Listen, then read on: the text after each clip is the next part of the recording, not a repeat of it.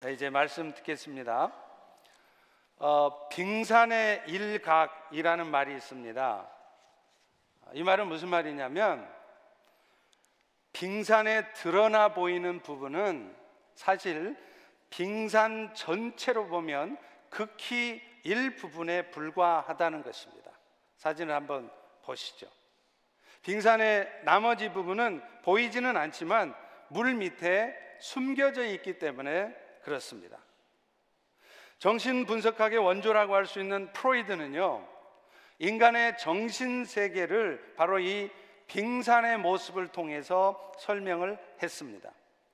그는 인간의 정신세계를 의식세계와 무의식의 세계로 구분을 했어요. 그래서 우리의 말이나 행동과 관련되어 있는 이 의식세계는 마치 물 위에 솟아나 있는 빙산의 일각과 같은 것이며, 또한 내가 지금 인지할 수 없지만, 나도 모르지만 내 안에 존재하는 무의식의 세계는 마치 물 밑에 숨어 있는 빙산의 나머지 부분과 같다, 이렇게 설명을 했어요.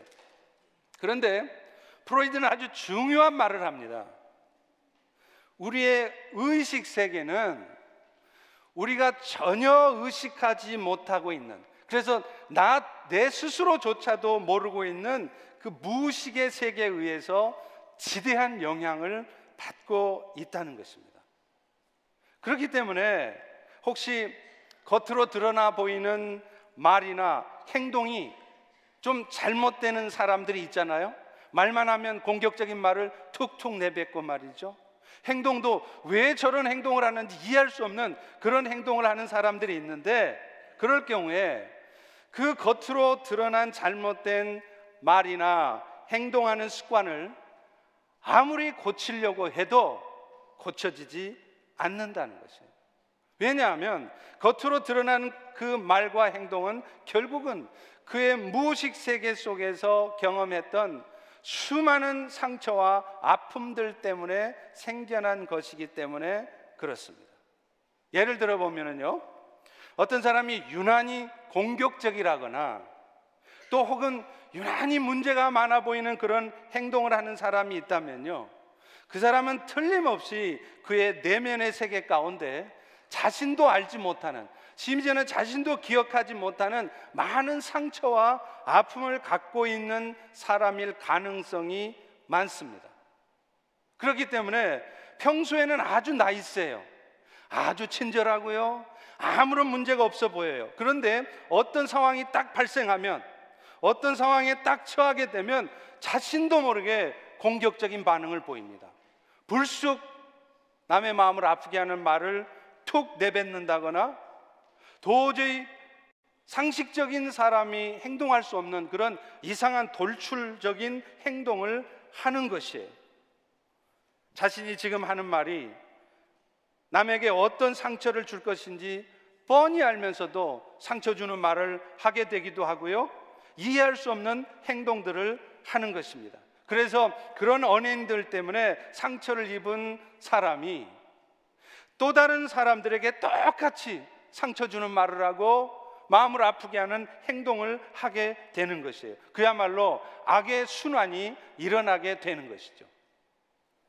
그렇다면 이렇게 우리의 의식 세계에, 그래서 나도 모르게 잘못된 행동을 한다거나 공격적인 반응을 보이는 이런 행동을 하게끔 만들어내는 우리 안에, 저와 여러분 안에 있는 그 내면의 상처와 아픔들은 어떻게 생기는 것일까요?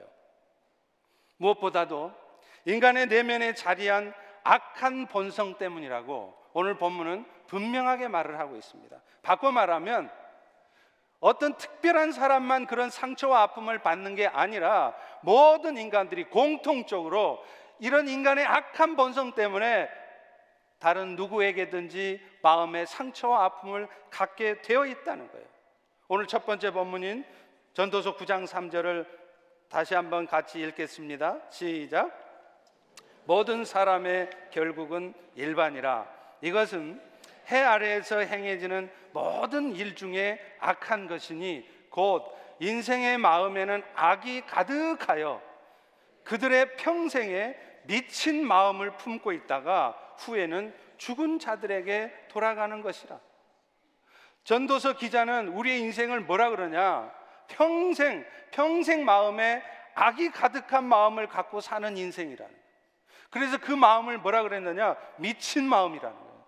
미친 것 같은 그런 마음을 가지고 살다가 결국은 죽을 수밖에 없는 인생, 그게 여러분들 저의 인생이라는 것입니다. 여러분, 정확한 말입니다. 지금 이 순간에도요, 우리는 그럴듯하게 폼 잡고 있습니다.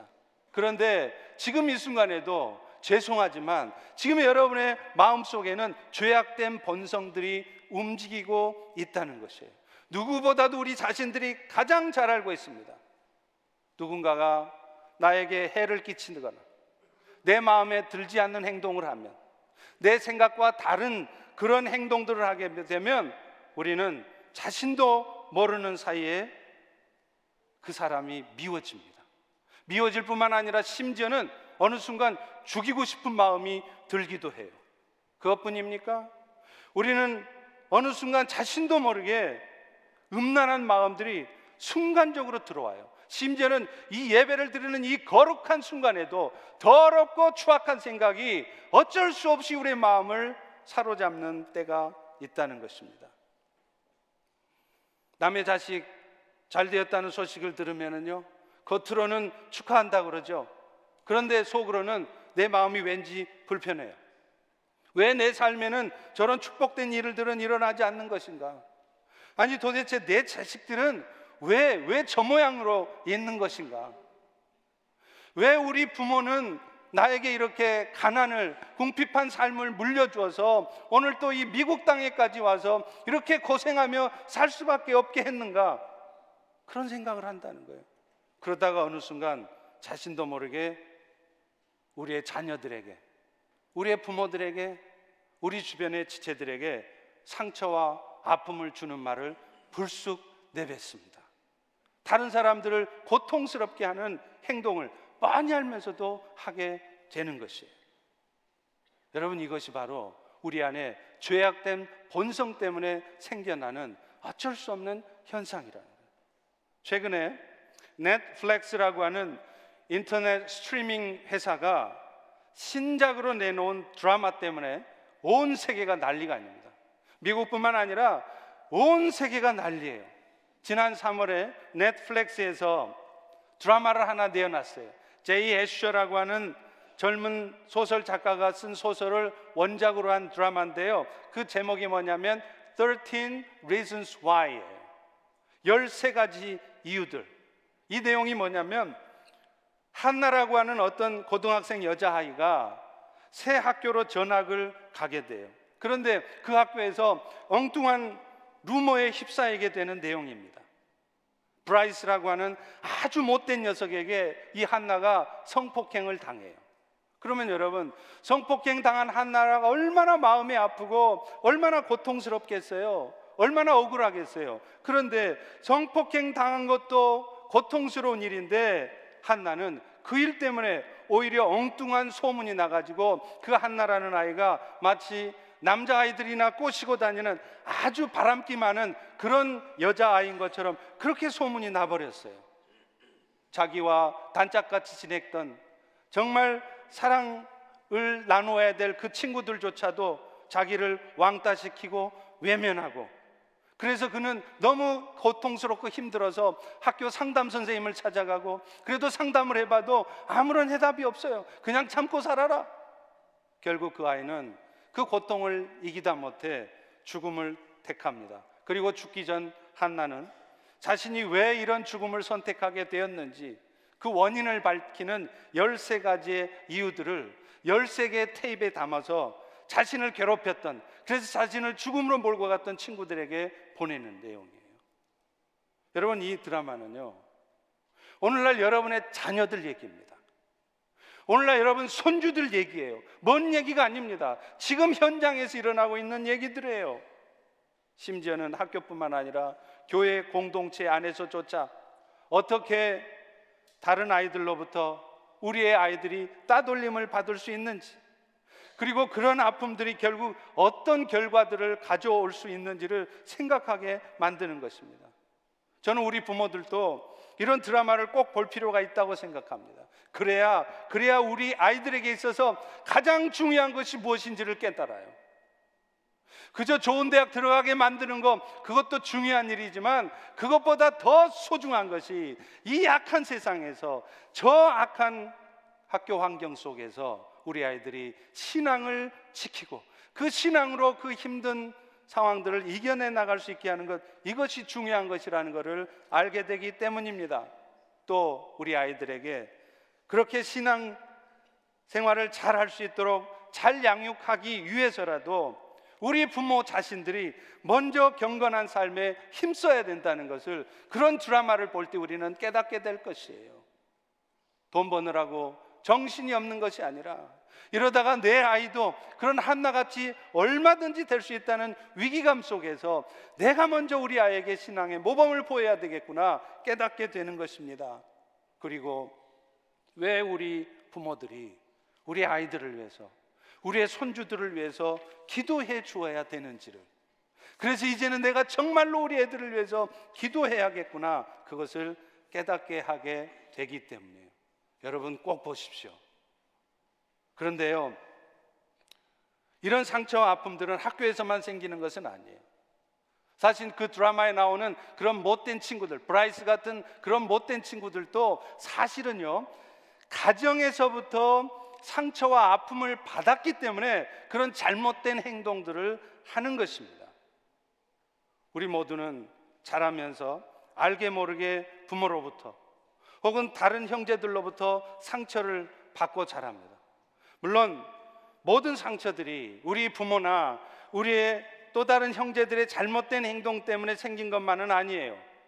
내 자신이 성숙하지 못해서 스스로 상처를 받는 경우들도 많습니다. 그러나 그런 상처들이 나의 미성숙으로 생긴 것이든 아니면 부모나 다른 형제들 때문에 생긴 상처이든, 그런 상처들이 적절히 치유되어지고 해결되지 않은 상태로 계속 내 마음에 쌓이게 되면은요, 그 상처들은 어느 순간 내 삶에 부정적인 모습으로 반드시 드러나게 되어 있다는 것입니다. 그래서 그런 상처와 아픔들은 또 다른 사람들에게 상처와 아픔을 갖게 만들고, 그런 상처들이 계속해서 대물림되는 거예요. 가정에서부터 상처와 아픔을 갖고 자란 사람들이 결국 성인이 되어서 가정을 꾸려도 마찬가지입니다. 막상 결혼을 하고 나면 나와 다른 삶을 살았던 사람과 함께 살게 되면 우리는 그 아픔과 상처가 드러나게 돼요. 자신도 모르게 드러나요. 여러분, 연애할 때하고 다릅니다. 막상 결혼해서 살아보세요. 연애할 때는 코를 파도 우리 남자친구는 아주 수더분하고 털털하다, 그렇게 얘기를 합니다. 그러다가 막상 결혼해 보세요. 내가 저런 더러운 인간하고 결혼하고 살게 되는 게 얼마나 억울한지 몰라요. 저도 저의 경우에도 신혼 초에요, 서로 다른 그런 모습 때문에 자주 싸웠던 기억이 있습니다. 저는 원래 완벽주의적인 성향이 있었어요. 그러다 보니까 집안도 깔끔하게 치워져 있지 않으면 좀 답답해했던 사람입니다. 그런데 우리 아내는 정반대예요. 실용주의자입니다. 그래서 싱크대나 조리대 주변에 보면 온갖 양념 그릇들이 다 나와 있어요. 손에 닿기 편한데 놓고 쓰면 좋다는 것이죠. 근데 저는 그 꼴을 못 보죠. 아니, 그거 그냥 평소에는 싱크대 위에 캐비넷 안에 집어넣어놨다가 쓸 때 내렸으면 얼마나 좋아요? 근데 그렇게 안 하는 거예요. 그런데 그 조리대 주변에 있던 온갖 것들이 유일하게 캐비넷 안에 들어가는 날이 있습니다. 어떤 날일까요? 집에 손님 올 때. 그래서 저는 우리 성도님들 여러분들이 저희 집에 좀 자주 방문해 주셨으면 좋겠습니다. 여러분들이 자주 오셔야 저희 집이 깨끗해져요. 저도 좀 깨끗한 세상에서 살고 싶습니다. I love clean world. 그렇다고 저희 집사람이 청소도 안 하고 맨날 지저분하게 산다고 생각하지는 마시기 바랍니다. 저의 기준으로 볼 때, 완벽주의적인 저의 기준으로 볼 때 그렇다는 것이지, 상대적으로 보면 아마 저희 집이 여러분들 집보다 훨씬 깨끗할 거예요. 제가 불시에 신방을 가보니까 여러분들 집도 만만치 않더군요. 결국 사람들은요, 이런저런 이유 때문에 가정에서, 학교에서 생겨진 상처들 때문에 사람들과의 관계에서 문제를 만들어내요. 정말 따뜻하게 서로 사랑하며 지냈으면 좋겠는데 그게 안 되는 거예요. 조금만 내 생각하고 달라도 금방 상대편에게 상처와 아픔을 주는 말을 툭 내뱉게 되고요, 내가 이런 행동을 하면 저 사람이 어떤 아픔을 겪게 될 줄 뻔히 알면서 어떤 때는 의도적으로 마음을 아프게 하는 행동들을 하게 되는 것입니다. 이 모든 것이 바로 우리 안에 내재해 있는, 저와 우리 모두 안에 내재해 있는 그 악한 본성 때문이라는 거예요. 여러분, 그렇다면 오늘도 내 말과 내 행동이 잘못된 모습으로 나타나게 할 수밖에 없는 내 안에 지금 내재해 있는, 아직도 해결되지 않은, 여러분 안에 아직 해결되지 않은 그 상처와 아픔들은 어떻게 하시겠습니까? 여러분, 계속 그 상처와 아픔 때문에 계속해서 가정에서도, 교회에서도, 직장에서도 남의 마음을 아프게 하는 말을 툭툭 내뱉고 그렇게 남들을 힘들게 하는 그런 행동을 하며 사시겠습니까?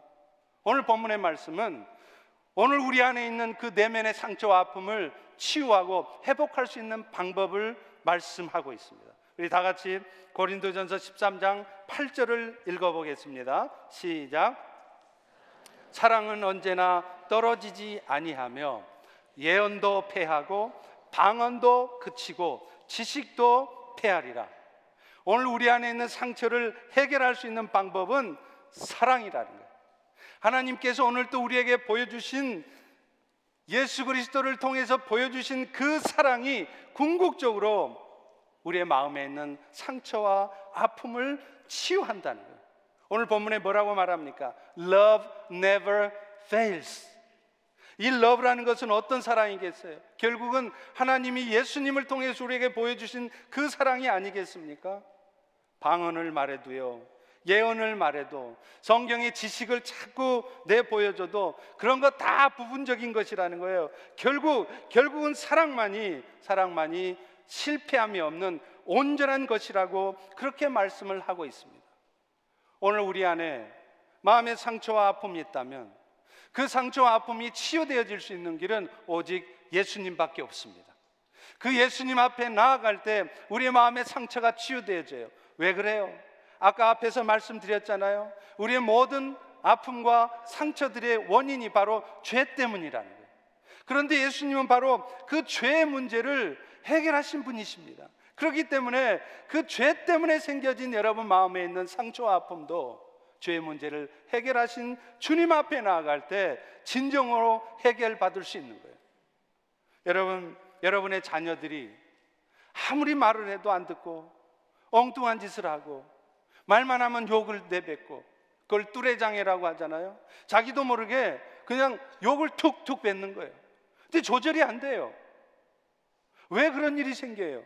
그 내면에 있는 상처 때문에 그렇다는 거예요. 그래서 우리는 그런 모습들을 고쳐주려고 야단도 쳐보고 책망도 해보고 상담하는 사람들에게 아이들을 데려가 보기도 하잖아요. 그러나 그것이 해결책이 아닙니다. 왜냐하면 근본적으로 그런 아픔과 상처들이 해결되는 것은 예수님 안에 있기 때문에 그래요. 아무리 여러분이 상담 받아보세요, 그거 한계적입니다. 절대적으로 근본적으로 해결이 안 나게 돼 있어요. 그 아이에게 어떻게 하면 예수님을 만나게 할까? 그래서 예수님을 깊이 만나게 되면 그 상처들이 다 치유되어진다는 거예요. 어떤 자매님이 간증을 합니다. 오랫동안 맨날 술 먹고 들어와서 자기를 두들겨 패고 힘들게 했던 남편, 그래서 도저히 용서할 수 없었던 남편, 그 왼수 같은 남편이 어느 날 용서가 되어지더라는 거예요.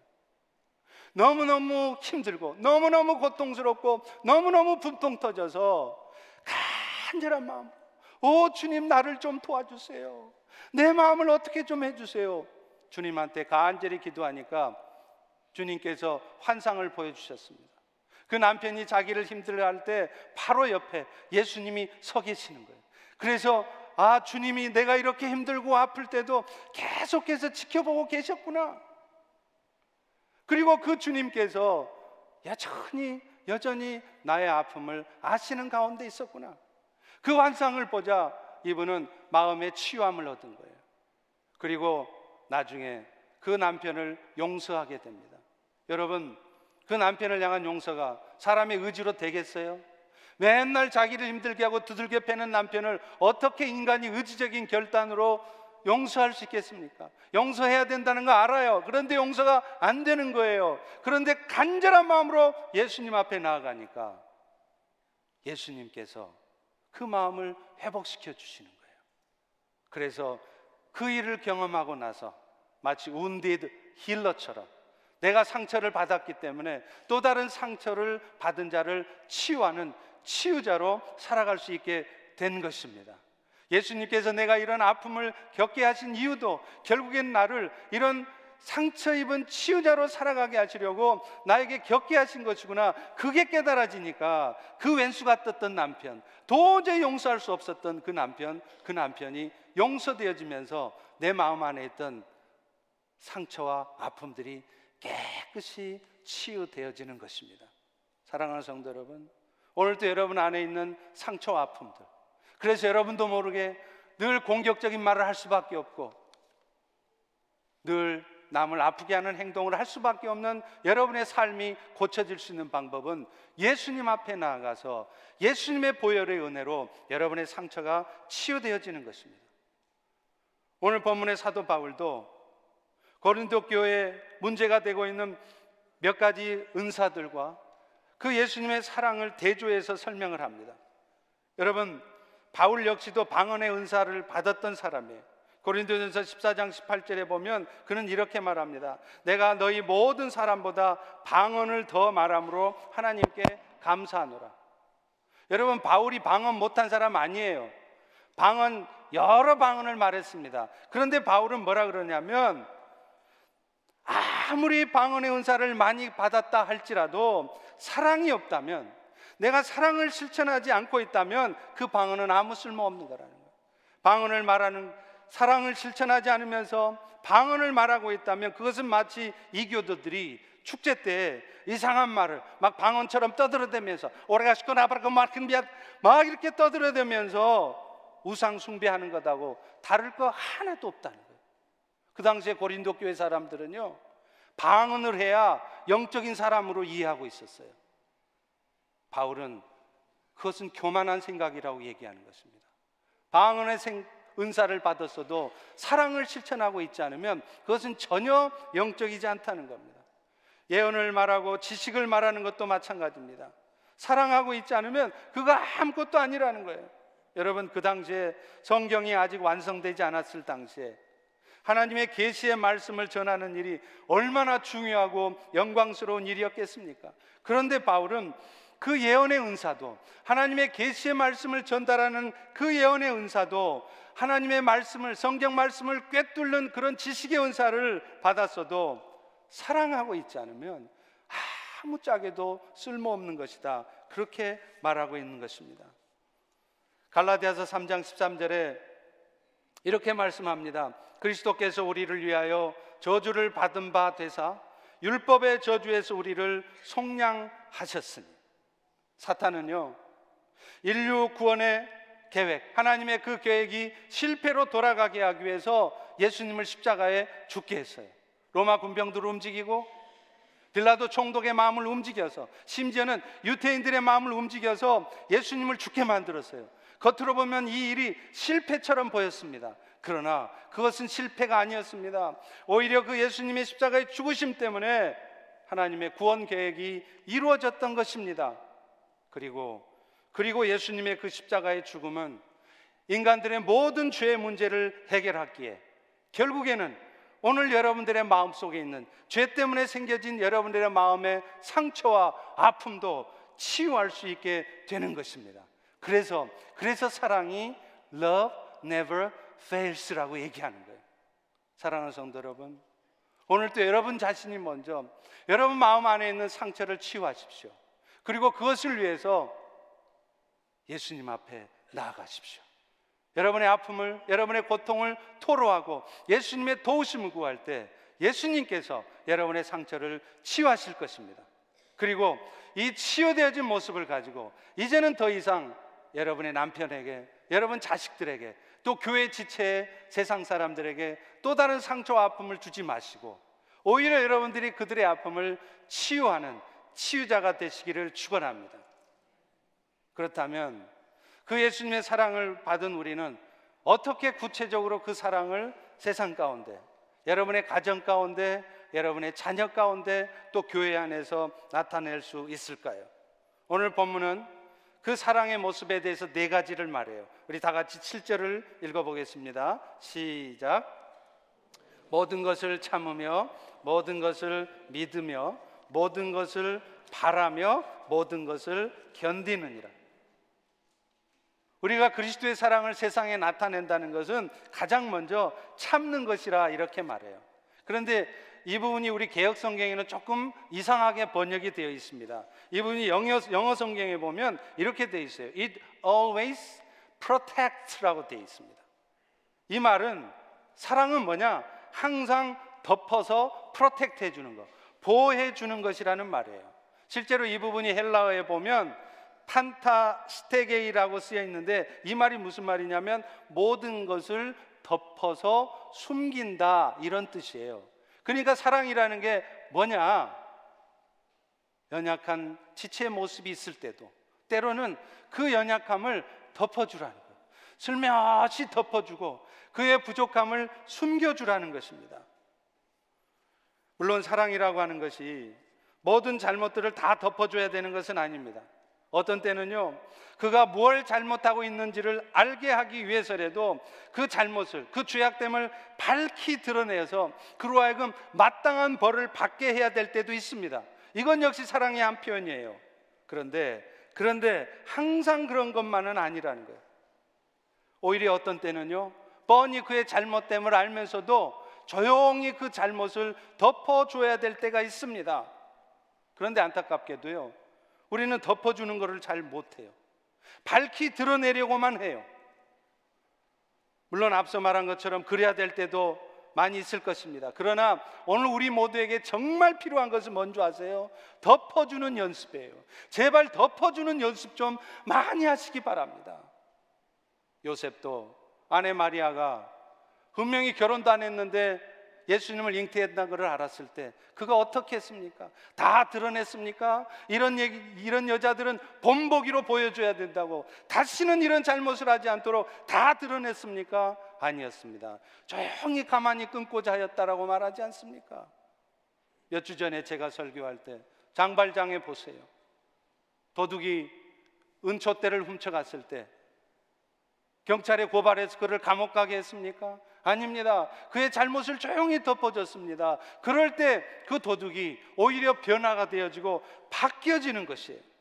사랑하는 성도 여러분, 우리가 덮어줄 때 내가 밝히 드러내지 않아도 하나님께서 다른 방법을 통해서 드러내신다는 것을 오늘 우리는 정말 경험할 필요가 있습니다. 그리고 오히려 어떤 경우에는요, 조용히 덮어줄 때 그것 때문에 사람이 변하고 그것 때문에 그 사람 안에 있는 내면의 상처와 아픔이 치유된다는 것을 우리가 경험해야 될 필요가 있는 것입니다. 두 번째, 사도 바울은요, 어떤 것이 사랑하는 것이냐? 믿는 것이라고 말해요. It always trusts. 여러분, 진정한 믿음이라는 것은 절망적인 상황 속에서 나와요. 누가 봐도 다 끝난 것 같고요, 누가 봐도 안 될 것 같은 상황에서도 끝까지 주님을 바라보고 그분을 신뢰하는 것이, 이것이 진짜 믿음입니다. 오늘 또 우리 안에 살아 역사하시는 예수님께서 이 불가능해 보이고 전혀 변화가 없을 것 같은 상황에서도 역사하고 계심을 먼저 붙들 때, 그럴 때 우리는 사랑할 수 있어요. 그런 주님을 신뢰하지 못하시면요, 여러분은 절대 사랑 못합니다. 어제 토요일 새벽 찬양 예배 때 파푸아 뉴기니에서 오랫동안 사역을 하셨던 포키오 선교사님이 오셔서 자신이 선교지에 갔을 때 여러 가지 경험담들을 간증을 했어요. 근데 그 포키오 선교사님 부부가 간증하는 내용 중에 정말 제 마음에 또 제 귀에 들렸던 말씀이 하나 있어요. 그분이 처음 파푸아 뉴기니에 갔을 때 정말 깜짝 놀란 일이 하나 있었대요. 그건 뭐냐면 그 파푸아 뉴기니에 와 있던 서양 선교사님들, 현지에 있는 선교사님들이 서로 싸우고 있더라는 거예요. 그러니 그런 선교사님들이 아무리 사랑을 말하고 성경을 가르친다 한들 그 현지인들이 그런 선교사님들의 모습을 보면서 하나님의 사랑을 느끼겠습니까? 예수 그리스도의 복음을 알게 되겠어요? 그런데 여러분, 한번 생각해 보십시오. 그 현지에 있던 선교사님들이 왜 싸웠을까요? 그 선교사님들이 서로 돈 많이 벌려고 하다 싸웠을까요? 그 선교사님들이 서로 자기 이름 내려고 하다가 싸웠겠습니까? 물론 정말로 준비 안 된 선교사라면 그런 이유 때문에 싸웠을 수도 있겠죠. 그러나 제가 볼 때는 적어도 그 선교사님들이 그런 이유 때문에 싸우지는 않았을 것 같습니다. 틀림없이 그 선교사님들도 주의 일 잘 하려고 하다가 싸우게 되었을 것입니다. 파푸아 뉴기니 땅에 하나님의 나라가 더욱 왕성하게 세워지게 하려고 하는 마음, 그 마음들은 그 싸우는 선교사님들 마음속에도 동일했을 거라는 거예요. 그런데 왜 싸움이 일어납니까? 그 땅에 하나님의 나라가 왕성하게 세워져 가기는커녕 선교사들이 서로 싸우는 모습을 보고 사람들의 마음을 닫게 하는 일이 왜 생겼냐 이 말이에요. 바로 어떤 상황 속에서도 주님을 신뢰하지 못했기 때문입니다. 지금 이 순간에도 주님이 일하고 계시고 그분이 역사하실 것을 믿지 못했기 때문이에요. 당장에 내 생각에는 안 될 것 같지만 이런 상황 속에서도 결국에는 역사하실 주님을 바라보았다면 그들은 서로 양보했을 것입니다. 좀 더 하나 되기를 힘썼을 것이에요. 현지 사람들의 마음을 닫게 할 만큼 그렇게 서로 싸우지 않았을 것입니다. 그런데 그것을 신뢰하지 못하니까, 그것을 믿지 못하니까 자기 생각대로 되지 않는 현실을 자기 생각대로 바꾸려다 보니까 싸우는 거예요. 여러분, 빌립보서 2장 1절에도 말씀합니다. 그러므로 그리스도 안에 무슨 권면이나 사랑의 무슨 위로나 성령의 무슨 교제가 있거든. 이게 무슨 말일까요? 저는 성경 읽으면서 이 말씀이 무슨 말인지를 잘 모르겠더라고요. 이게 무슨 말이냐면, 한마디로 말하면 우리가 그리스도 안에서 서로 사랑의 교제를 나누어야 되는데 그 사랑의 교제를 하려면 이런 말이에요. 오늘 여러분들이 이 말씀처럼 우리가 서로 사랑의 교제를 하려면 어떻게 해야 되겠습니까? 그 다음 절 빌립보서 2장 2절은 이렇게 말씀하고 있습니다. 너희가 마음을 같이하여 뜻을 합하여 한 마음을 품어라. 그리고 그렇게 마음을 합해서 한 마음을 가지려면 어떻게 해야 되느냐? 그들에게 가장 필요한 것은 남을 나보다 낮게 여기는 마음이었어요. 바로 다음 절에 나오는 말씀입니다. 빌립보서 2장 3절에 보십시오. 아무 일에든지 제발 다투지 말고 오직 겸손한 마음으로 각각 자기보다 남을 낮게 여기라는 것입니다. 사랑하는 성도 여러분, 내 생각이 틀릴 수 있다는 것을 알아야 합니다. 그런데 우리는요, 종종 자기 생각만 옳다고 나도 모르게 그렇게 생각을 해요. 그게 죄악된 본성이죠.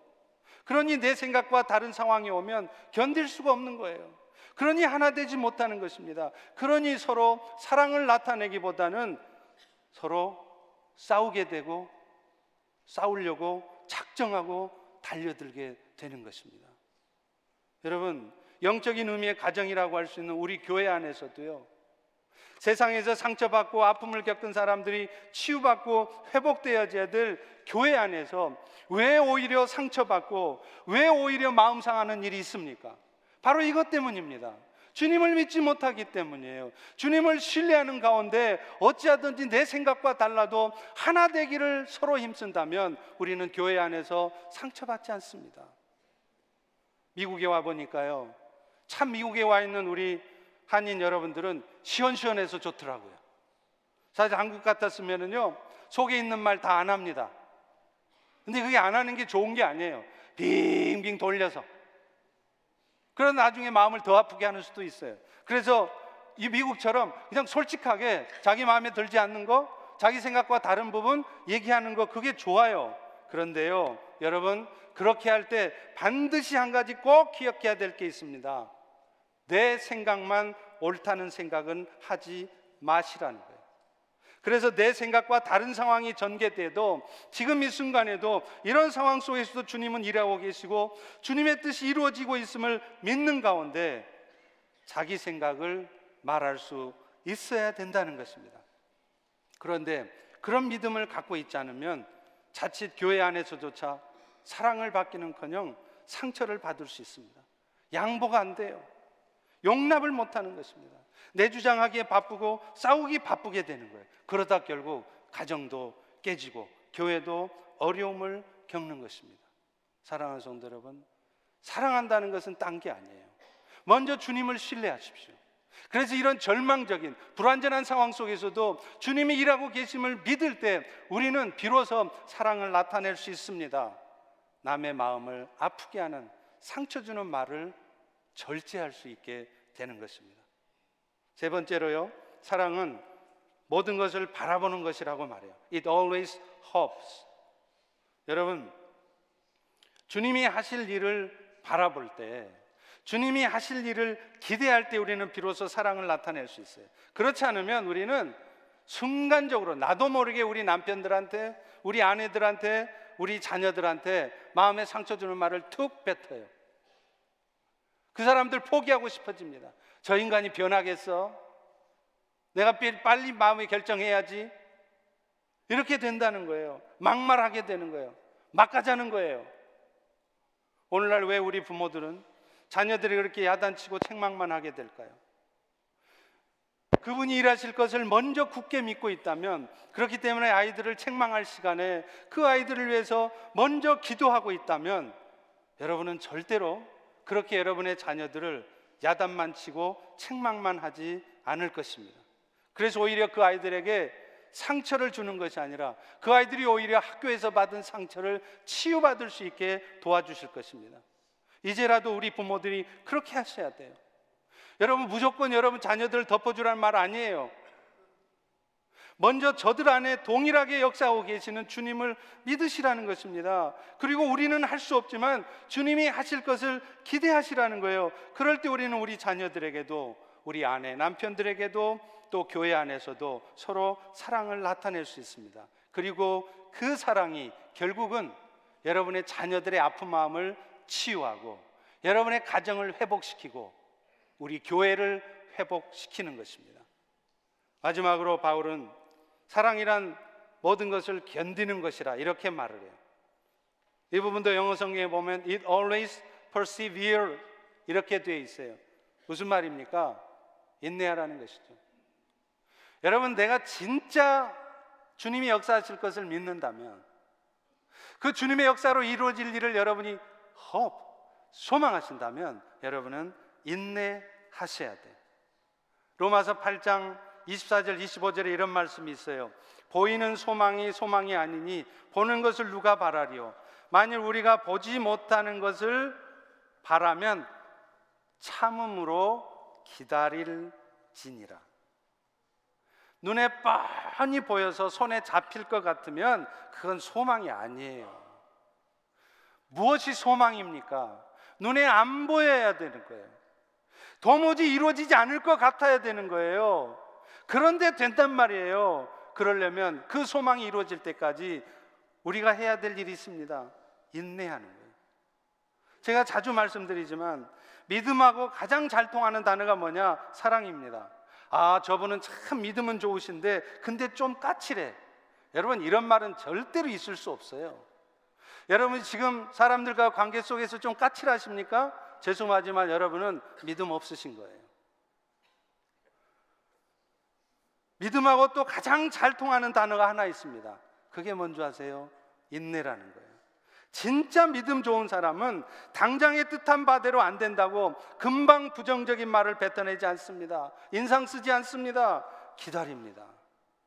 여러분, 아브라함도 하나님의 약속이 이루어지기까지 25년 기다렸어요. 노아는 하나님의 약속이 자기 눈앞에 이루어지기까지 120년을 기다렸습니다. 수많은 멸시와 천대의 말을 들으면서도 그는 인내하며 기다렸습니다. 오늘 여러분은 몇 년째 기다리고 계십니까? 우리는 인내할 때 비로소 사랑을 베풀 수 있어요. 아니, 인내하는 것이 곧 사랑을 베푸는 것입니다. 그런데 우리가 인내와 관련해서 정말 우리에게 필요한 것이 또 하나가 있습니다. 바로 성령님의 도우심이라는 거예요. 우리 힘으로는요 1년이 아니라 한 달도 못 갑니다. 우리는 순간순간 화가 나게 돼 있고요, 주님이 하실 것을 기대하기보다는 당장의 눈앞에 펼쳐지는 그 일 때문에 화가 나고 참을 수가 없는 거예요. 우리의 의지로는 절대로 못 참습니다. 그래서 오늘 우리에게 하나님은 성령님을 보내주셨어요. 그 성령님을 간절히 의지하십시오. 그 성령님께 간절히 구하십시오. 그럴 때 여러분의 도저히 참을 수 없는 마음들이 참아져요. 도저히 안 믿겨졌던 것들이 믿어져요. 도저히 변할 수 없는 내 남편, 도저히 바뀌지 않을 것 같던 내 자식들이 하나님의 역사로 주님께서 언젠가는 바꾸시겠지 하는 기대감이 생깁니다. 그리고 그 기대를 가질 때 우리는 비로소 사랑을 나타낼 수 있는 것입니다. 오늘 우리 모두 성령의 간절한 도우심을 통하여 이런 놀라운 사랑의 역사들을 경험해서 그 사랑을 세상에 전하는 자들이 되기를 축원합니다. 우리 다 일어나셔서 주님, 이제 그런 마음을, 그런 주님의 마음, 그 사랑의 마음, 인내하는 마음, 또 기대하는 마음을 나에게 허락하여 주시옵소서. 우리 다 같이 찬양하고 기도하고 마치겠습니다.